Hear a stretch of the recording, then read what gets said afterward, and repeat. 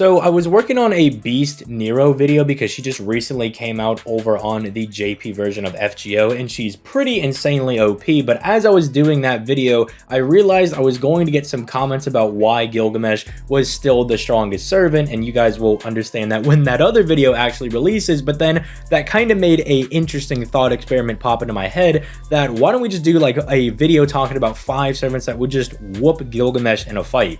That's very hard for me to say because, as many of you guys know, Gilgamesh is not only my favorite character in the Fate franchise, but he's one of my favorite characters in fiction, period. But even then, I'm not so blind that I can't say that he's capable of being beaten by quite a few people. So if you guys enjoyed this video, I can come up with another 5. I could probably come up with a solid like 25 to 30 people. But at least for this one, when we're starting out, we're going to start out pretty tame and not use any of like the insane Lost Belt characters. Like, I'm not going to use free W's like Zeus, Arjuna Alter, Scotty, Chi Shi Huang, even Ivan. All of these Lost Belt characters are kind of just a bit too OP for Gilgamesh to deal with. Part 2 is just insanely stronger than Part 1 FGO. Think of Dragon Ball Super versus Dragon Ball Z. They're really not comparable at all whatsoever. So with that being said, make sure you strap into your chair, grab some popcorn, get ready to clickety-clack your angry comment in the comments down below, and let's get right into this.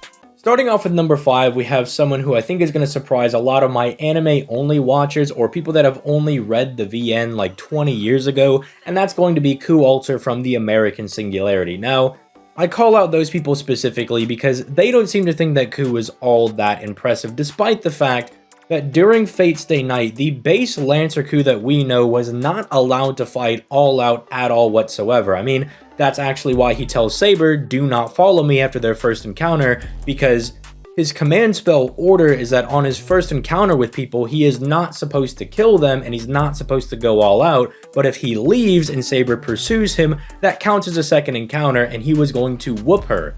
Hence why Emiya does pretty decently against Coup in their first encounter at the school, and when he encounters Coup at the church again, Emiya gets whooped. In fact, did you know that Coup was able to fight Gilgamesh for 12 hours straight before finally giving in and being defeated? We don't even know how he was defeated, but if you've only seen the Studio Dean adaptation, you wouldn't know that because the anime, again, does Coup very dirty, which is where I believe FGO started their Coup revival project. Because they realized that they didn't really make Coup look as OP as they wanted, despite the fact that Nasu seems to really like the Celtic mythology and really wants them to be super dummy OP. So he starts out with Caster Coup, basically having him be the last bastion in Fuyuki, 1v6ing the other servants as Saber Ultra has turned everybody against him, and he has to hold out and find some way to bring them all down without his signature lance. He's got to do it with a stick. Now, again, for my FGO players, I'm not going to spoil too much about Lost Belt 6 for you guys, but you'll find out why that stick is pretty OP. Regardless, they did him pretty good in the OVA, they did him pretty good in-game as well, but then they completed the Coup revival project by making Coup alter, where Maeve wishes upon the Holy Grail to get herself a Coup that is a proper king, and a proper king this guy was. Because he starts out by absolutely splattering Rama. Now, if you're not as familiar with, say, Hindu mythology, just consider that Rama, at the very least, is someone on par with Karna and Arjuna, if not being much greater. Also, keep in mind that this is base Coup alter, as in FGO, your ascensions are kind of like different stages and evolutions of yourself that make you significantly stronger, and we will get those evolutions as the Singularity goes on. Where Coup alter would start performing some of the most ridiculous feats we've seen up to that point in Fate, where Nero uses her NP, which is supposed to completely block out the outside world and weaken the targets that are inside the domain of her NP. Coup alter just kind of waltzes in there, and Nero's tone changes from "we're going to take out Maeve and bring an end to this singularity" to "okay, let me try to rationalize my way out of this situation," and Coup alter was having none of it and absolutely took them all out. We then find out that he's basically taken the aforementioned Arjuna and basically made him his lapdog, which is absolutely insane if you know anything about Arjuna.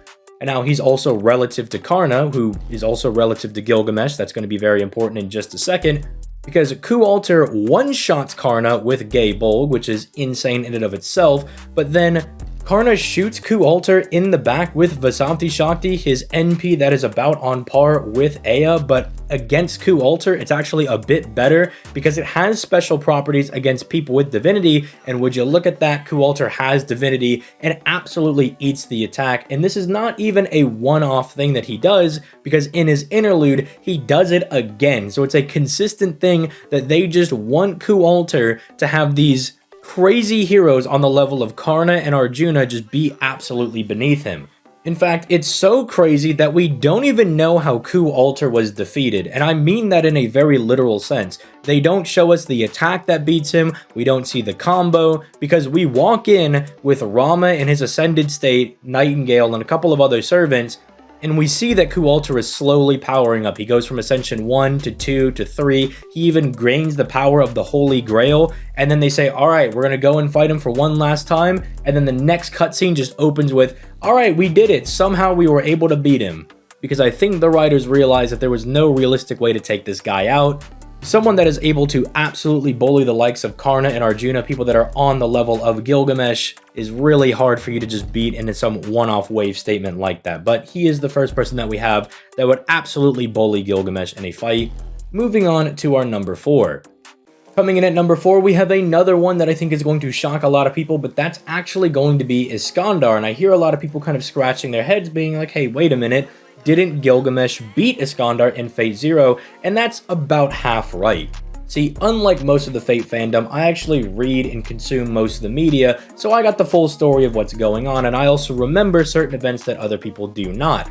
See, if you'll remember, right before Iskandar fighting Gilgamesh, he had an encounter with Artoria, where the Gordius Wheel, his chariot, was destroyed by Artoria, because he refused to use his second NP on her as he did not think she was worthy of it, and he wanted to save at least one of his NPs to fight Gilgamesh, and his idea was, I'm going to save the Infinite Guise NP for the Infinite Weapons NP, which theoretically should have worked, because Gilgamesh didn't even bother using the Infinite Weapons, he went straight for Aya, so Iskandar might have actually been onto something there. But the reason this is actually important is that it changes what happens on the bridge, because people remember that Gilgamesh uses Aya to destroy the reality marble that Iskandar creates, but they don't remember that then Iskandar had to charge on his horse against Gilgamesh. If he had his chariot, which, mind you, if you're an FGO player, you should know how strong this thing is, because it uses Zeus's lightning, the battle might have gotten a little different. For one, Iskandar might have just speed blitzed Gil and just ran him over. It moves relative to the speed of Excalibur, and we've already seen Gil get blitzed by Excalibur in the Fate Stay Night route, so that is just already a win condition for Iskandar right there. We also know in Fate Extella, where Iskandar is at his full power, that Gilgamesh wants nothing to do with him. He does not want to fight him. Because in his side story, Iskandar's whole point is that he starts off very weak and he's slowly reclaiming his full power, and once he reclaims his full power, one of the first things he does is 1. Beat Karna, but then 2. Challenge Gilgamesh after beating Karna, and Gilgamesh says, I want nothing to do with this, and he's like, you stay over there, I'm staying over here, which, you know, you could say is not an admission of defeat by Gilgamesh, because if he does lose that fight, it kind of undermines his first victory, and he doesn't gain a whole lot by beating Iskandar, but I also don't know why Gilgamesh would be cowering away from someone that he actually has respect for. Remember, this is somebody that he brought out Aya against, which he doesn't do unless he absolutely respects the person that he's fighting. And we also know, in fact, that Gilgamesh wants to be friends with Iskandar. He holds him in a very similar regard to Enkidu, but because he promised Enkidu that he wouldn't have any other friends, he can't be buddies with Iskandar, blah, blah, blah, kind of character stuff that you get from the Fate Zero novel. It's a good read, I promise you. But yeah, Iskandar is another one of those servants that could absolutely beat Gilgamesh in a fight. Anytime Gilgamesh is usually coming back for something and Iskandar is present, they're usually held in very similar weights. But on that note, let's pack it up and move over to our number 3. And in this number 3 spot, we actually have another character from Fate Zero in Lancelot. Now, in the novelization, there's almost 3 different tiers of characters that are demonstrated. There is Gilgamesh, Iskandar, and Lancelot, who are kind of like the tier 1 servants.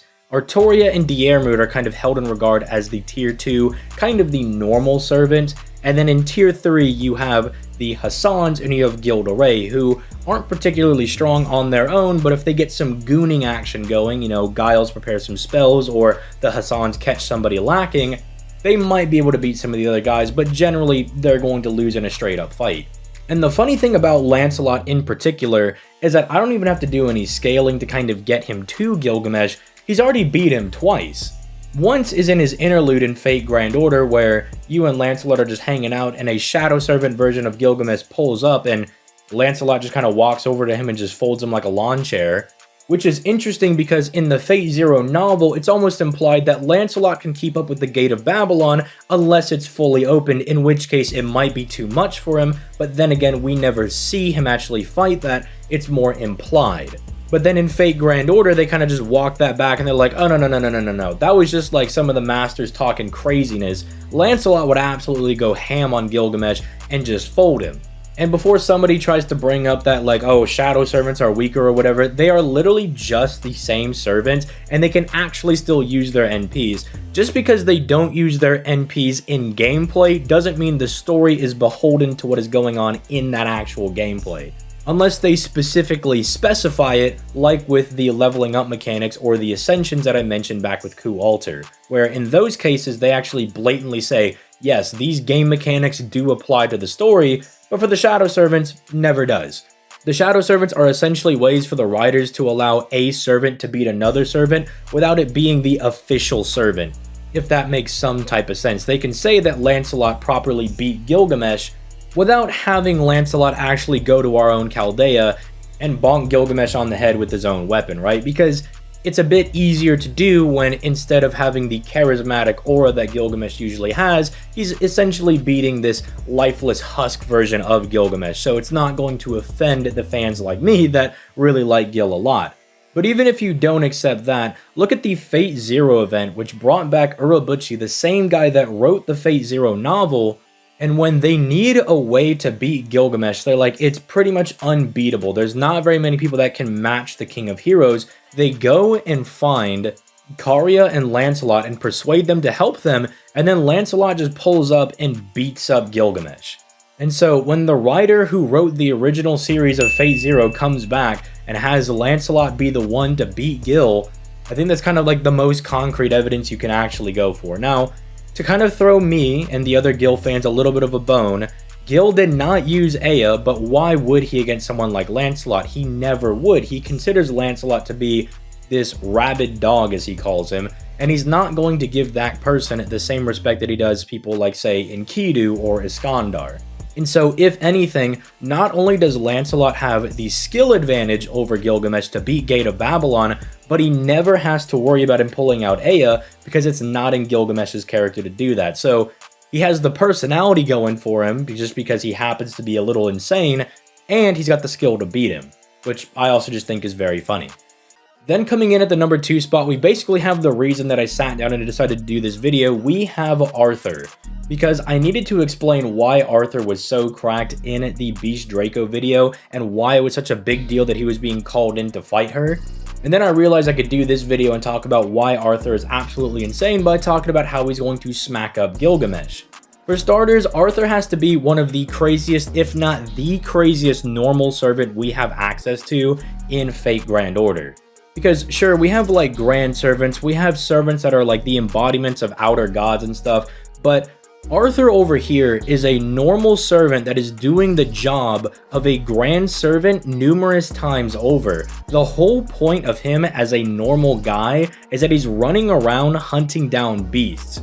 When Kiara appeared in Fate Grand Order, Arthur appeared. When Kama appeared, he also came by to see what was going on. When Draco appeared, he came by and had things to say about it.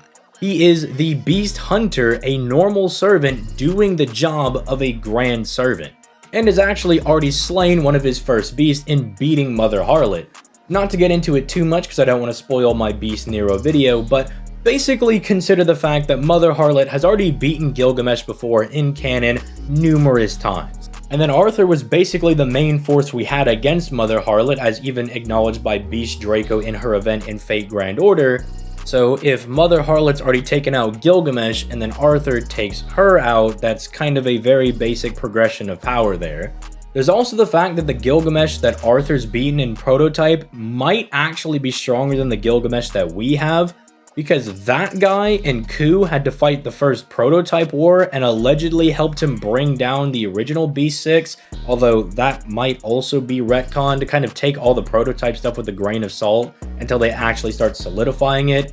But at the very least, those guys look like they're absolutely built different, because the first Grail War they were fighting against was like Arash, who just because he's a 1-star in FGO does not mean he's any less cracked. I think it's a very good idea if you go look into how strong that dude actually is. You have people like Ozymandias, Jekyll and Hyde, who is absolutely cracked out of his mind, Paracelsus. All these guys that we have in Fate Grand Order that are like these low rarity guys are like the most cracked people of all time in Fate Prototype. And again, that was what Arthur's Gilgamesh and Coup had to go fight against while he was busy dealing with the Beast, and then he's already beat that Gilgamesh. So yeah, pretty insane. And then finally, we have Lancer Artoria. Now, this one might be a little bit confusing for some people because Lancer Artoria doesn't seem to do a whole lot in Camelot, but she is portrayed to be very, very strong. And so she is one of those characters in Fate where it's a little unclear as to how strong she might be comparatively to some of the other high tiers in the verse. But thankfully, in her interlude, where after being defeated as the Lion King in the Camelot Singularity, she then goes on to be just normal Lancer Artoria under Ritzka, and then she goes into a dream where Romulus kind of sets up some trials to try and help her acclimate to Chaldea. However, this is not like a buddy-buddy training type thing. This is Romulus gathering some of the stronger servants that we have to basically force Lancer Artoria to make a decision as to whether or not she's going to be an actual servant or if she's just going to get annihilated by Romulus, because two of the servants that he brings with him are Gilgamesh and Ozymandias, and Lancer Artoria passes with flying colors. She's able to beat Gilgamesh, Ozymandias, even Romulus himself, and then by the end of her interlude, she kind of accepts the fact that, you know, she is a Chaldean servant, and she is going to follow Ritzka Fujimaro's commands. And then in Summer 4 goes on to do some really OP stuff that we'll probably talk about in a different video. But those are 5 servants that I think could beat Gilgamesh. If you have any others that you would like to list in the comments down below, go ahead and sound off down there. I obviously have other options that I could have brought up, but again, I didn't want to bring up too many of the OP people, but I could do a part 2 to this video where we just talk about some of the blatantly OP characters, like, again, Sigurd, Arjuna Alter, Scotty, these people that it's not really even a comparison. At least most of the guys mentioned here seem a bit closer, or there's a little bit of an argument to be had about them. The other guys just absolutely would flatten him. They would catch Aya with their bare hand and just crush it. I mean, if you're not caught up on FGO, you got to start reading the Lost Spells because these characters are a little too broken. But again, let me know that in the comments down below. Leave a like on the video, subscribe, all that good stuff, and I'll catch you guys in the next video. Peace, late guys.